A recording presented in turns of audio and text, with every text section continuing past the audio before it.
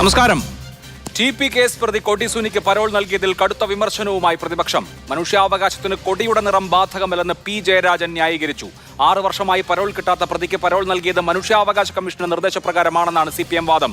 അതേസമയം വടക്കുംപാട്ട് നിഖിൽ വധക്കേസ് പ്രതിയായ ശ്രീജിത്ത് പരോളിൽ ഇറങ്ങി നടത്തിയ ഗൃഹപ്രവേശ ചടങ്ങിൽ P. ജയരാജനും MV ജയരാജനും PP ദിവ്യയും അടക്കമുള്ള CPM നേതാക്കൾ പങ്കെടുത്തു. മുഹമ്മദ് ഷാഫി അടക്കം TP കേസ് പ്രതികളും വീട്ടിലെത്തിയിരുന്നു. ഇന്ന് ഈ വിഷയമാണ് സൂപ്പർ പ്രൈം ടൈം ചർച്ച ചെയ്യുന്നത്. ശ്രീമതി KK രമ ഫോണിൽ ഈ ചർച്ചയിൽ പങ്കെടുക്കും. ഒപ്പം ഇടത് സഹയാത്രികൻ ശ്രീ BN ഹസ്കർ, കോൺഗ്രസ് നേതാവ് ശ്രീ ജിൻഡോ ജോൺ, രാഷ്ട്രീയ നിരീക്ഷകൻ ശ്രീ NV ബാലകൃഷ്ണൻ, BJP നേതാവ് ശ്രീ TP ജയചന്ദ്രൻ എന്നിവരും ചർച്ചയിൽ പങ്കെടുക്കുന്നു. ആദ്യം ശ്രീ BN ഹസ്കർ, കൊടി സുനിക്ക് പരോൾ കിട്ടിയതിൻ്റെ സാങ്കേതികത്വം, നിയമപരമായ നൂലാമാലകൾ എന്നുള്ളത് മാറ്റിവെച്ചാലും ഇന്നിപ്പോൾ കൊടി സുനിക്ക് പരോൾ കിട്ടിയതിനെ ന്യായീകരിക്കുന്നത് P. ജയരാജനാണ്, കണ്ണൂരിലെ CPM-ന്റെ ഏറ്റവും പ്രമുഖ നേതാവ്. അത് മനുഷ്യാവകാശ പ്രചോദിതമാണ് ഈ നടപടി എന്നാണ് അദ്ദേഹം പറയുന്നത്. എന്തുകൊണ്ട് 6 കൊല്ലം കൊടി സുനിക്ക് ജയിലിൽ നിന്ന് പരോൾ കിട്ടിയില്ല എന്നുള്ളത് നമുക്കെല്ലാം അറിയാവുന്ന കാര്യമാണ്. അദ്ദേഹം നിരന്തരമായി ജയിലിനകത്ത് വെച്ച് തന്നെ ക്രിമിനൽ ആക്ടിവിറ്റികളിൽ ഏർപ്പെട്ടിരുന്നത് കൊണ്ട് പരോൾ കൊടുക്കാൻ നിർവാഹം ഉണ്ടായിരുന്നില്ല. അപ്പോൾ ഇപ്പോൾ ഇങ്ങനെ ഒരു മനുഷ്യാവകാശ കമ്മീഷന്റെ ഒരു നിർദ്ദേശത്തിന്റെ മറപിടിച്ച് കൊടി സുനിയെ 30 ദിവസം പുറത്തുവിടുന്നതിനെ ഇങ്ങനെയൊക്കെ CPM നേതാക്കൾ ന്യായീകരിക്കേണ്ട കാര്യമുണ്ടോ? അഭിലാഷ്, ഇതിൽ കാണേണ്ടത് ജയിലുകൾ എന്ന പേരുകളിൽ അറിയപ്പെടുന്നത് ജയിലുകളായി കാണുക എന്നതാണ് നാം കാണുന്ന ഏറ്റവും വലിയ തെറ്റ്. അതൊരു കറക്ഷണൽ ഹോമാണ്. ഏതൊരു കുറ്റവാളിയും കുറ്റകൃത്യത്തിൽ ഏർപ്പെട്ടതിന് ശേഷം തനിക്ക് മാനസാന്തരം ഉണ്ടാകണം, അതിനുശേഷം തൻ്റെ ജീവിതം പുതിയ രൂപത്തിലേക്ക് മാറ്റണമെന്നാണ് ജയിൽ നിയമങ്ങളിൽ ആകമാനം പറയുന്നത്. അത്തരമൊരു കാഴ്ചപ്പാടാണ് ലോകത്തെമ്പാടും കുറ്റവാളികളെ സംബന്ധിച്ച് മനഃശാസ്ത്രപരമായിട്ടുള്ളൊരു സമീപനമാണ് ഇക്കാര്യത്തിൽ ലോകമാകമാനമുള്ള പുരോഗമന ചിന്താഗതിക്കാരായിട്ടുള്ള ആളുകൾ എല്ലാവരും എടുക്കുന്നത്. എന്തുകൊണ്ട് കേരളത്തിൽ വ്യത്യസ്തമായ ശബ്ദങ്ങൾ ഉയരുന്നു ഉള്ളിടത്താണ് വലിയ പ്രശ്നം ഉയരുന്നത്. ജയിൽ നിയമത്തിൽ തന്നെ വളരെ കൃത്യമായിട്ട് പറയുന്നുണ്ട്, അടുത്ത അങ്ങനെ ഒരു ന്യായീകരണം പറയുമ്പോൾ അങ്ങയുടെ ഈ താത്വികമായ നിലപാടിനോട് യോജിക്കുന്നു. നമ്മുടെ ജയിലുകൾ കറക്ഷണൽ ഹോമുകളാണ്, റിഫോർമേറ്റീവ് ആണ്. നമ്മുടെ പണിഷ്മെന്റ്, ശിക്ഷ എന്ന് പറയുന്നത് പ്രതികാരപരമല്ല, പരിവർത്തനപരമാണ് എന്ന വാദത്തോട് യോജിക്കുന്നു. പക്ഷേ ഈ ശിക്ഷ അനുഭവിക്കുന്ന കൊടി സുനിക്ക് എന്തെങ്കിലും പരിവർത്തനം വന്നിട്ടുണ്ടോ? 2018 അദ്ദേഹം അവസാനമായി പരോളിൽ ഇറങ്ങുന്നത്.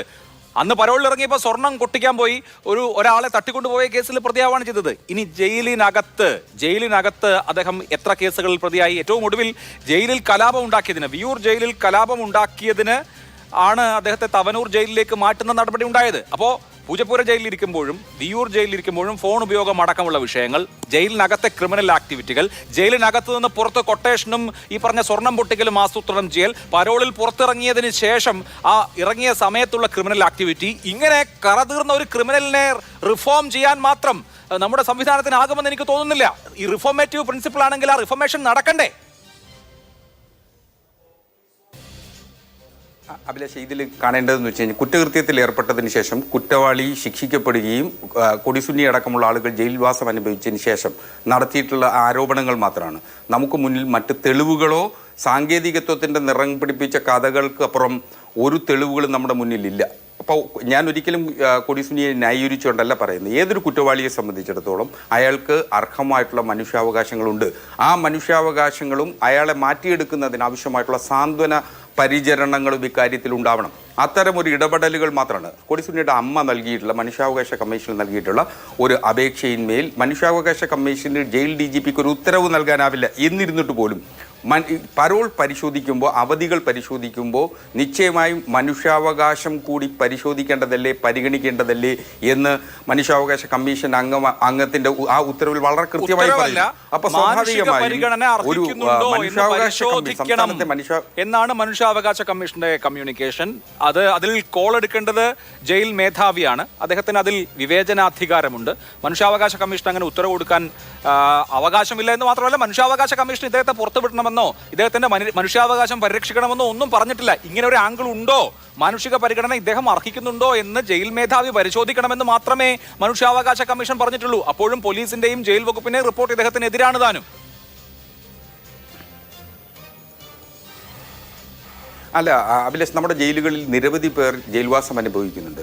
അവർക്കൊക്കെ തന്നെ പരോളിന് അർഹത കിട്ടുന്നുണ്ട്, പരോൾ ലഭിക്കുന്നുണ്ട്. ഒരു രാഷ്ട്രീയ പ്രേരിതമെന്നും കേരളത്തിലാകമാനം ഇത് ഇത്രയധികം ചർച്ച ചെയ്യപ്പെട്ടിട്ടുള്ള ഒരു കേസ് എന്ന നിലയിൽ ആ കേസിലെ പ്രതിയാക്കപ്പെട്ട് ശിക്ഷിക്കപ്പെടുന്ന ആൾക്ക് ഇത്തരത്തിലുള്ള മനുഷ്യാവകാശങ്ങളെല്ലാം ലംഘിക്കണം എന്ന് പറയുക തന്നെ മനുഷ്യത്വരഹിതമായിട്ടുള്ള പ്രവൃത്തിയാണ്. അങ്ങനെ ഒരു വിമർശനത്തിൻ്റെ അർഹതയില്ല.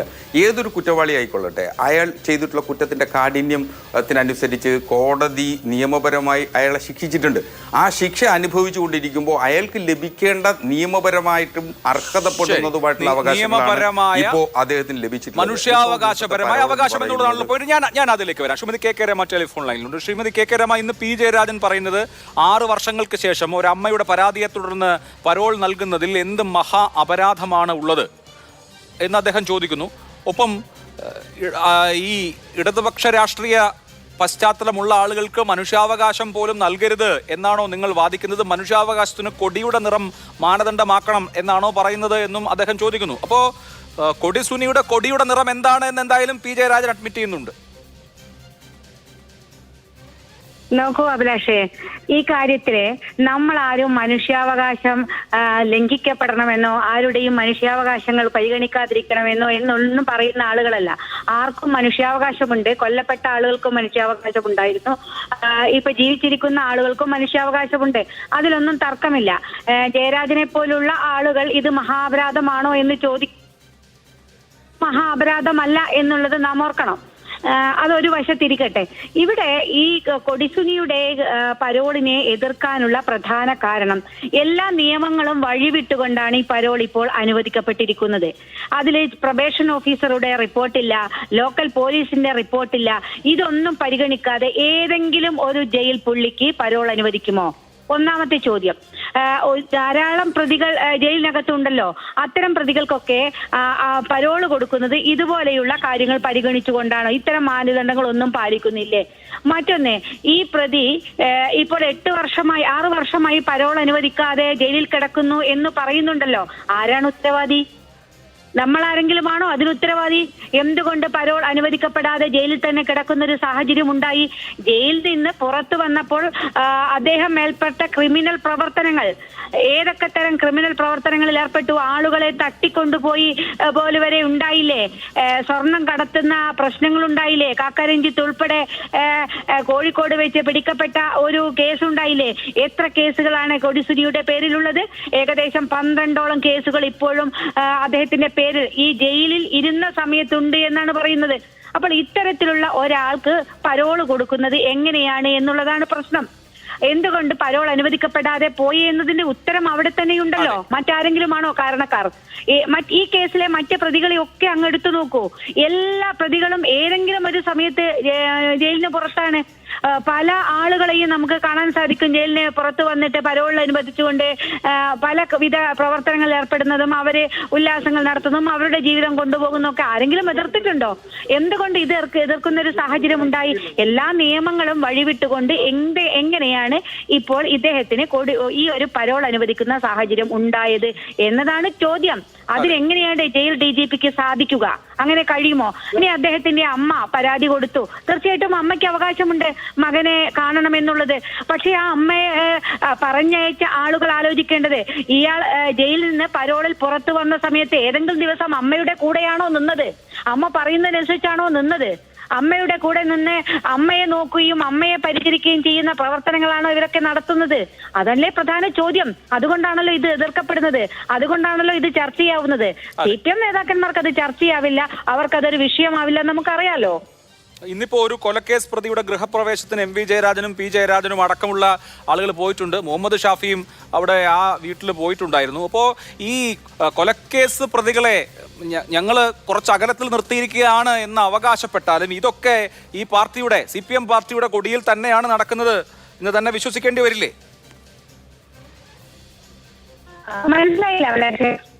അല്ല, ഇന്നിപ്പോ വേറൊരു കൊലക്കേസ് പ്രതിയുടെ ഈ ഗൃഹപ്രവേശ ചടങ്ങിൽ CPM നേതാക്കൾ പങ്കെടുത്തിട്ടുണ്ടായിരുന്നു. അപ്പോൾ ചില സമയത്തൊക്കെ CPM നേതാക്കൾ അവകാശപ്പെടുന്നത് കൊട്ടേഷൻ സംഘങ്ങളുമായൊന്നും ഞങ്ങൾക്ക് ബന്ധമില്ല എന്നുള്ളതാണ്. അപ്പോൾ ഈ കൊടിസുനിയെ ന്യായീകരിക്കുക വഴി അങ്ങനെയല്ല കാര്യങ്ങളെന്ന് വ്യക്തമാവുകയല്ലേ എന്നാണ് ഞാൻ ചോദിക്കുന്നത്. അതല്ല തീർച്ചയായിട്ടും ചെയ്തുകൊണ്ടിരിക്കുന്നത്. ഈ ക്രിമിനൽ കേസിൽ ഇത്തരം ആളുകൾ അവരുടെ CPM-ന്റെ ആളുകളാണ്. അവര് ഇതൊക്കെ ചെയ്യുമ്പോൾ നമുക്ക് പൊതുസമൂഹത്തെ മനസ്സിലാകുന്ന കാര്യമുണ്ടല്ലോ. തീർച്ചയായിട്ടും ഇവരൊക്കെ ഇത്തരം ക്രിമിനൽ പ്രവർത്തനങ്ങൾ ഇവരുടെയൊക്കെ കൂടിയാണ് നടന്നത്. ഇവർ ഇതാണ് അതിന്റെ ഭാഗമായിട്ട് തീർച്ചയായും എനിക്ക് ശ്രീമതി രമയുടെ സൗണ്ടിൽ കുറച്ച് പ്രശ്നങ്ങളുണ്ട്. റേഞ്ചിന്റെ പ്രശ്നമാണെന്ന് തോന്നുന്നു ഫോണിലായതുകൊണ്ട് ഞാൻ മടങ്ങിയെത്താം അങ്ങയിലേക്ക്, സമയം പോലെ മടങ്ങിയെത്താം. ഇനി റേഞ്ച് അനുവദിക്കുകയാണെങ്കിൽ മടങ്ങിയെത്താം. ശ്രീ ജിൻഡോ ജോൺ, ഇവിടെ ഇപ്പോൾ സാങ്കേതികത്വമാണ് സൂചിപ്പിക്കുന്നത്. അതായത് 6 കൊല്ലമായി ഒരാൾക്ക് പരോൾ കിട്ടിയിട്ടില്ല. ജയിൽ പുള്ളികളെ സംബന്ധിച്ച് പരോൾ അവരുടെ അവകാശമാണ്. അപ്പോൾ ശിക്ഷിക്കപ്പെട്ട ആളാണ്, പരോൾ എന്ന നിയമപരമായ അവകാശമുണ്ട്. 6 വർഷമായി പരോൾ കിട്ടിയിട്ടില്ല. ഇങ്ങനെയുള്ള സാഹചര്യത്തിൽ അമ്മ മനുഷ്യാവകാശ കമ്മീഷനെ സമീപിക്കുന്നു. മനുഷ്യാവകാശ കമ്മീഷൻ അംഗം മാനുഷിക പരിഗണിക്കണം എന്നൊരു നിർദ്ദേശം ജയിൽ മേധാവിക്ക് കൊടുത്തിട്ടുണ്ട്. ഈ സാഹചര്യത്തിൽ അദ്ദേഹത്തിൻ്റെ വിവേചനാധികാരം ഉപയോഗിച്ച് ജയിൽ മേധാവി എടുക്കുന്ന ഒരു സാങ്കേതികമായ തീരുമാനം മാത്രമാണിത് എന്ന് പറഞ്ഞാൽ നിങ്ങൾ അതിനെ അംഗീകരിക്കുമോ?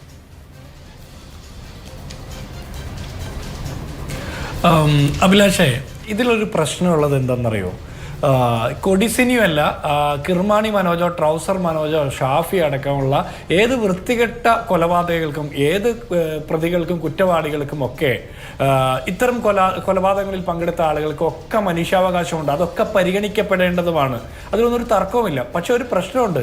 ഈ കൊടിസുനിയുടെ മനുഷ്യാവകാശത്തിന് വേണ്ടിയിട്ട് ഇത്രത്തോളം സംസാരിക്കുന്ന CPM-ന്റെ സംസ്ഥാന കമ്മിറ്റി അംഗം P. ജയരാജൻ അടക്കമുള്ള ആളുകൾ, അല്ലെങ്കിൽ അതിനെ പിന്തുണയ്ക്കുന്ന ആളുകൾ, ഇപ്പൊ ഹസ്കറിനെ പോലുള്ള ആളുകൾ, ഇവരെന്തെങ്കിലും ഈ TP ചന്ദ്രശേഖരന്റെ മനുഷ്യാവകാശത്തെ കുറിച്ചിട്ട് കഴിഞ്ഞ 10-12 വർഷത്തിനിടയ്ക്ക് എപ്പോഴെങ്കിലും നാവൊന്ന് അനക്കിയത് നിങ്ങൾ കണ്ടിട്ടുണ്ടോ?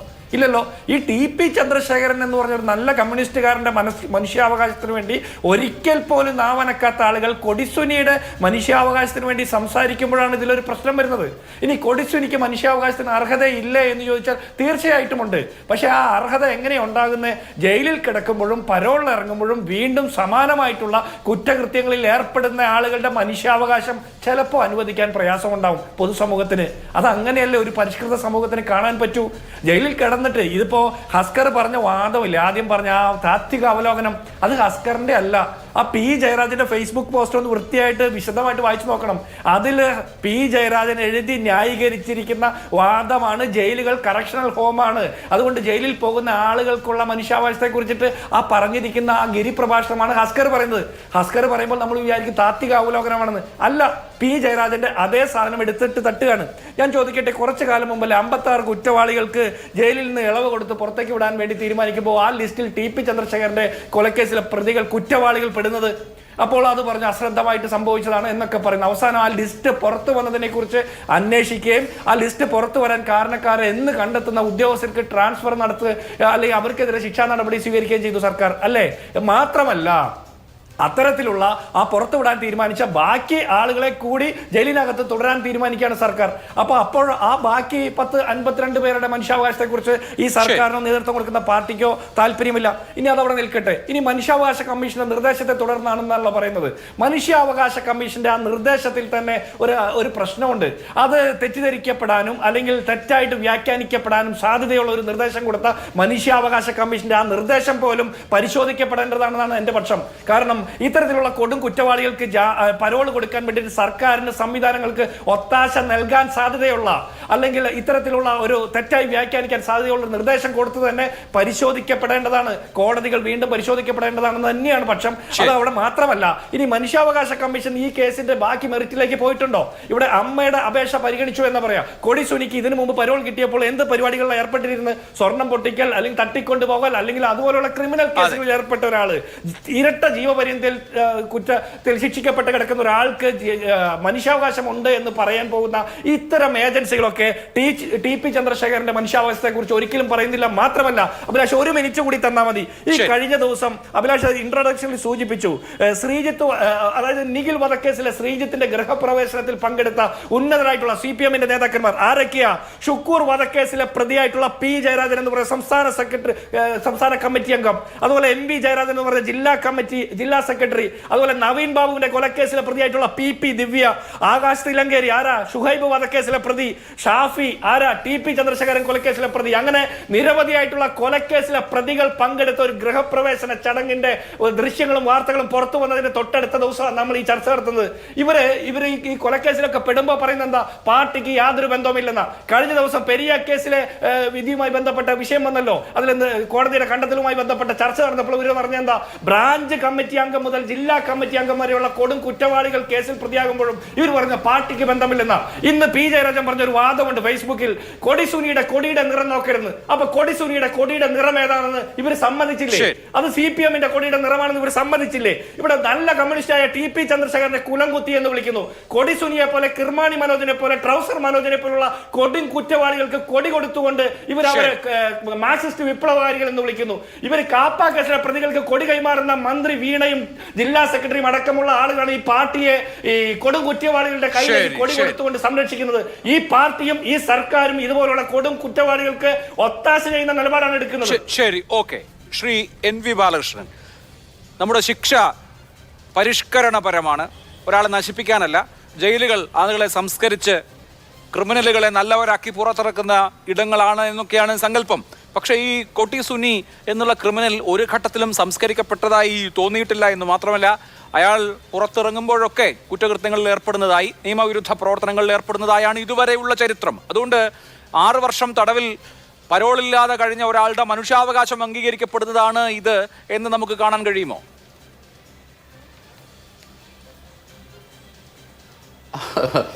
അഭിലാഷ്, ഇത് CPM-ന്റെ ഒരു സ്ഥിരം തന്ത്രവും പല്ലവിയാണ്. അവർ ധരിക്കുന്നത് ജനങ്ങളൊക്കെ വെറും വിഡ്ഢികളാണെന്നാണ്. എനിക്ക് ഈ P ജയരാജനോടായാലും അസ്കറിനോടായാലും ഒക്കെ പറയാനുള്ളത്, നിങ്ങൾ ജനങ്ങളെ ഇങ്ങനെ അണ്ടർ എസ്റ്റിമേറ്റ് ചെയ്യരുത്. അവർ യാതൊരു ധാരണയും ഇല്ലാത്ത, നിങ്ങൾ പറയുന്ന എന്ത് അസംബന്ധവും വിഴുങ്ങുന്നവരാണ് എന്ന നിലയിൽ അവരോട് ഒരു ഇടതുപക്ഷ രാഷ്ട്രീയ പാർട്ടിയുടെ ലേബലിൽ സംസാരിച്ചുകൊണ്ടിരിക്കുക എന്ന് പറഞ്ഞാൽ അത് എത്രമാത്രം അധപ്പതിച്ചൊരു നടപടിയാണ് നിങ്ങൾ ആലോചിച്ച് നോക്കുന്നുണ്ടോ? അസ്കർ ഉൾപ്പെടെയുള്ളവർ പറയുന്നു ഇയാളുടെ മനുഷ്യാവകാശത്തെക്കുറിച്ച്. നിങ്ങൾക്കറിയാമോ, 12 കേസിൽ, അതായത് നമ്മുടെ നാട്ടിലെ ഒരു സാധാരണ മനുഷ്യൻ ജീവിതത്തിൽ എപ്പോഴെങ്കിലും 12 കേസിൽ പ്രതിയായിട്ടുണ്ടാകുമോ? ഇത് TP വധക്കേസിൽ ശിക്ഷിക്കപ്പെട്ടതിന് ശേഷം, അതിനു മുമ്പുള്ളത് എത്രയോ നമുക്ക് അറിഞ്ഞുകൂടാ. TP വധക്കേസിൽ ഇതുപോലെ ഇത്രയും നിഷ്ഠൂരമായ ഒരു കൊലപാതകം നടത്തിയ കേസിൽ ശിക്ഷിക്കപ്പെട്ട് ജയിലിൽ കഴിയുന്ന ഒരാൾ ഈ പീരീഡിനിടയിൽ 12 കേസുകൾക്കകത്ത് പ്രതിയായി. അതും എന്തൊക്കെയാണ്? അതൊക്കെ വെറും കേട്ടുകേൾവിയാണെന്നാണ് അസ്കറിനെ പോലുള്ള ഒരു വക്കീൽ പറയുന്നത്. നിങ്ങളൊന്ന് ആലോചിച്ച് നോക്ക്. ഇതുപോലെ ഒരു ചാനലിൽ വന്നിരുന്ന് ജനങ്ങളോട് ഇതുപോലുള്ള അസംബന്ധങ്ങൾ വിളിച്ചു പറഞ്ഞാൽ എന്താണ്? കേരളത്തിൽ ഇടതുപക്ഷ ജനാധിപത്യ മുന്നണി സർക്കാരിന്റെ പിണറായി വിജയൻ ആഭ്യന്തര വകുപ്പ് കൈകാര്യം ചെയ്യുമ്പോൾ അദ്ദേഹത്തിന്റെ പോലീസ് ചാർജ് ചെയ്തിട്ടുള്ള കേസുകളാണിത്. ഈ സ്വർണം പൊട്ടിക്കൽ ഉൾപ്പെടെ, അതുപോലെ ജയിലിനകത്ത് കലാപുണ്ടാക്കൽ, സഹതടവുകാരായി സംഘർഷം ഉണ്ടാക്കൽ, അങ്ങനെ തുടങ്ങിയിട്ട് മൊബൈൽ ഫോൺ, ഇങ്ങനെ തുടങ്ങിയിട്ട് എന്തൊക്കെയാണോ ഒരു ജയിലിൽ നീ പറയുന്ന മനുഷ്യനെ പരിഷ്കരിക്കുന്നതിന് വേണ്ടി കൊണ്ടിടുന്നു എന്ന് പറയുന്ന ജയിലിനകത്ത് ചെയ്യാൻ പാടില്ലാത്തത്, ആ കാര്യങ്ങളൊക്കെ തുടർച്ചയായി ചെയ്തുകൊണ്ടിരിക്കുകയും ഭൂമിയിലെ എല്ലാവർക്കും അറിയാം കൊടി സുനിയെ പോലെ ഒരു മനുഷ്യനെ ഇനി ഇതുപോലെ പരാൾ കൊടുത്തൊന്നും നന്നാക്കാൻ പറ്റില്ല, എല്ലാവർക്കും അറിയാം. എന്നിട്ട് അങ്ങനത്തെ ഒരാൾക്ക് പരോൾ കൊടുക്കും. നോക്കൂ, പരോൾ കൊടുക്കുന്നതുമായി ബന്ധപ്പെട്ട് KK രമ ഇവിടെ സൂചിപ്പിച്ചു, പരോൾ കൊടുക്കുന്നതിന് ആവശ്യമായ സംവിധാനങ്ങളുണ്ട്. അതൊന്നും പാലിച്ചില്ല. ഈ പറയുന്ന വെൽഫെയർ ഓഫീസറുടെയോ അല്ലെങ്കിൽ അതുപോലെ ലോക്കൽ പോലീസിന്റെയോ റിപ്പോർട്ടൊന്നും സ്വീകരിച്ചില്ല. ഇതൊന്നും ഇല്ലാതെ അങ്ങ് കൊടുക്കുന്നു എന്ന് മാത്രമല്ല, അതിനുവേണ്ടി മനുഷ്യാവകാശ കമ്മീഷൻ എന്ന് പറയുന്ന ഒരു സംവിധാനത്തിന്റെ കയ്യിൽ നിന്ന് ഉത്തരവാണോ നിർദ്ദേശമാണോ അഭ്യർത്ഥനയാണോ എന്നൊന്നും മനസ്സിലാവാത്ത രൂപത്തിലുള്ള ഒരു കഷ്ണം കടലാസ്, ഇതാണ് ഒരു കടലാസ് സംഘടിപ്പിച്ചെടുക്കുകയാണ്. ഈ സംഘടിപ്പിച്ചെടുക്കുന്നത് ആ പാവം അമ്മയല്ല എന്നാർക്കാ അറിഞ്ഞുകൂടാത്തത്?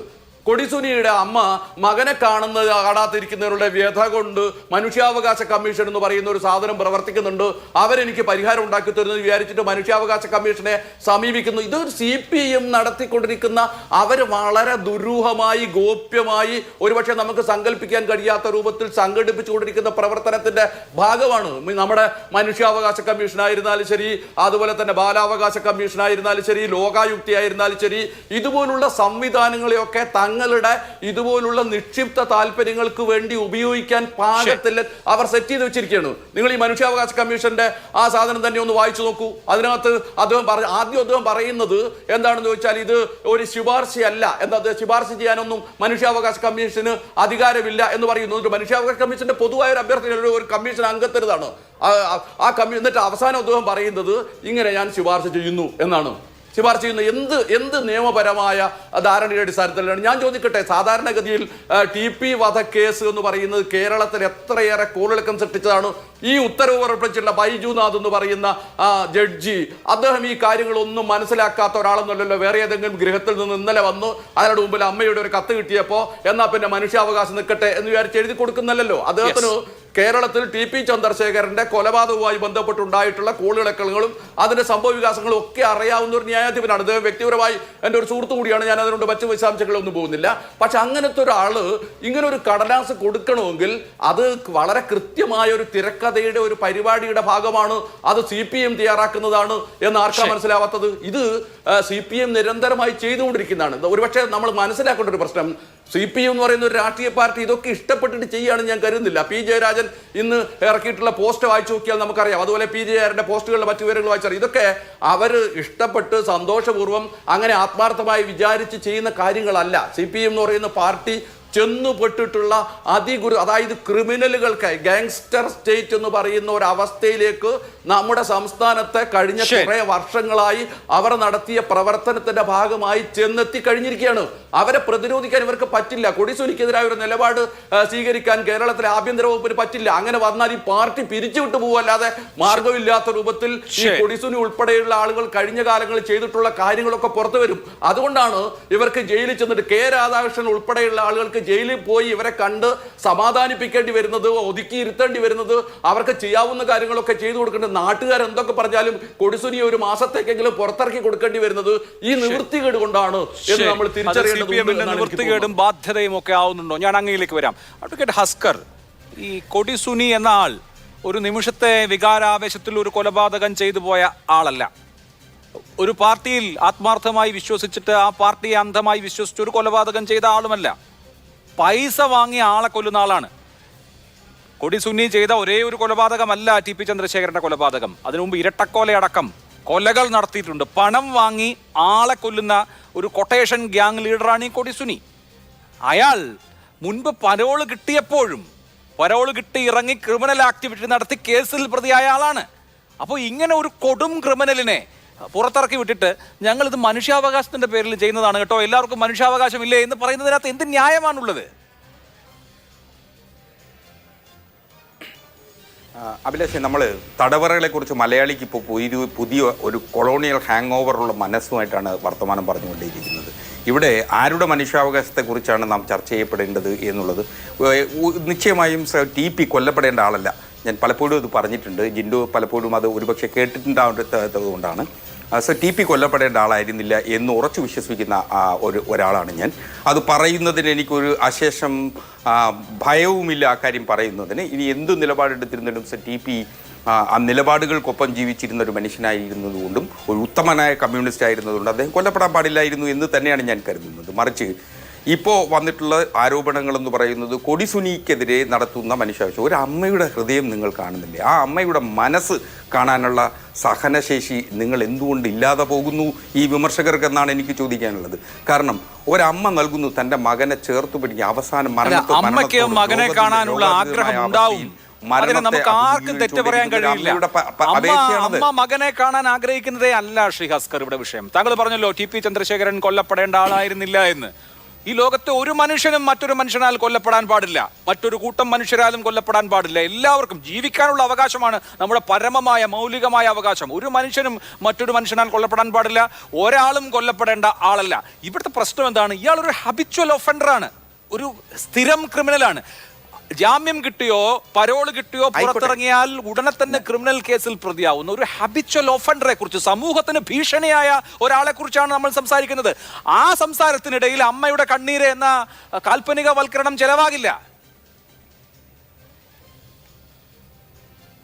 അഭിലാഷേ, കഴിഞ്ഞ 6 കൊല്ലത്തിനിടയിൽ അയാൾക്ക് പരോൾ ലഭിച്ചിട്ടില്ല. അയാൾ പുറത്ത് ഒരു കുറ്റകൃത്യങ്ങളിൽ ഏർപ്പെട്ടതായി നമ്മുടെ മുന്നിൽ യാതൊരു അറിവുമില്ല. കുറ്റകൃത്യങ്ങളിൽ ഏർപ്പെടാൻ പറ്റില്ല, അകത്താണല്ലോ അയാൾ ഇരിക്കുന്നത്. പക്ഷെ ജയിലിനകത്ത് കുറ്റകൃത്യങ്ങളിൽ ഏർപ്പെട്ടു. ഇവിടെ പറഞ്ഞ 13 കേസുകൾ ജയിലിൽ പോയതിനു ശേഷമുള്ള കേസുകളാണ്. ഒരു കുറ്റവാളി ജയിലിനകത്ത് ഇത്രയധികം കുറ്റങ്ങൾ ഉണ്ടാക്കണമെങ്കിൽ, ഇത്രയധികം കുഴപ്പങ്ങൾ ഉണ്ടാക്കണമെങ്കിൽ ഒന്ന് ആലോചിക്കണം. എത്ര തവണ എത്ര ജയിലുകൾ മാറ്റി. കേരളത്തിലെ എല്ലാ ജയിലുകളിലും പാർപ്പിക്കുകയാണ് ഇദ്ദേഹത്തെ. ഓരോ ജയിലിലും കുഴപ്പമുണ്ടാക്കുകയാണ്, സംഘർഷമുണ്ടാക്കുകയാണ്. ഏറ്റവും ഒടുവിൽ 2023 ഒരു ജയിൽ കലാപം എന്ന് വേണമെങ്കിൽ പറയാം. ജയിൽ സംഘർഷത്തെ തുടർന്നാണ് അദ്ദേഹത്തെ ഈ മലപ്പുറത്തെ ജയിലിലേക്ക് മാറ്റുന്നത് പോലും, തവനൂരിലെ ജയിലിലേക്ക് മാറ്റുന്നത് പോലും. അപ്പോൾ ജയിലിനകത്ത് പോയി ജയിലിനകത്ത് തന്നെ ഇരുന്ന് അവിടെ കലാപം ഉണ്ടാക്കുക, ജയിലിനകത്തിരുന്ന് ഫോൺ ഉപയോഗിച്ച് കൊട്ടേഷൻ ഓർഗനൈസ് ചെയ്യുക, ഇങ്ങനെ ഞാൻ പറഞ്ഞല്ലോ ആവർത്തിച്ച് പറയുന്നു. ഒരു ഹാബിച്വൽ ഒഫൻഡറാണ്, ഒരു സ്ഥിരം കുറ്റവാളിയാണ്. സമൂഹത്തിന് ഭീഷണിയായ ഒരു കുറ്റവാളിയെ ഈ പറഞ്ഞ കാൽപ്പനികവൽക്കരിച്ച് പുറത്തേക്ക് ഇറക്കി വിടുന്നത് കൊണ്ട് എന്ത് ചെയ്യുന്നു, എന്തുദ്ദേശിക്കുന്നു എന്നുള്ളതും പ്രശ്നമാണ്. അഭിലാഷേ, ഇപ്പോൾ നിങ്ങൾ പറഞ്ഞത് മുഴുവൻ ഇതുവരെ പറഞ്ഞതിന് വിപരീതമായിട്ടാണ് നിങ്ങളിപ്പോൾ പറഞ്ഞുകൊണ്ടേയിരിക്കുന്നത്. കാരണം ഇടതുപക്ഷ ഗവൺമെൻറ്റും അതുപോലെ തന്നെ CPIയും അയാളെ ഏതെങ്കിലും തരത്തിൽ സംരക്ഷിക്കുകയും സഹായിക്കുകയും ചെയ്യുമായിരുന്നുവെങ്കിൽ ഈ 12 കേസുകൾ ജയിൽവാസത്തിൽ കഴിഞ്ഞ 6 വർഷത്തിനിടെ അദ്ദേഹത്തിനെതിരെ എടുക്കേണ്ടി വരുമായിരുന്നു. ഒരിക്കലില്ല. അങ്ങനെ എടുത്തു എന്ന സാഹചര്യം തന്നെ മനസ്സിലാക്കപ്പെടേണ്ടത് ഇത്തരത്തിൽ ഗവൺമെൻറ്റോ അതല്ലെങ്കിൽ CPMോ അയാളെ ഒരു തരത്തിലും സംരക്ഷിക്കുന്നില്ല എന്നുള്ളതിൻ്റെ ഏറ്റവും വലിയ തെളിവ് കൂടിയല്ലേ അത്. മാത്രമല്ല, ആ കേസുകളൊക്കെ വിചാരണ നേരിട്ടുകൊണ്ടിരിക്കുകയാണ്.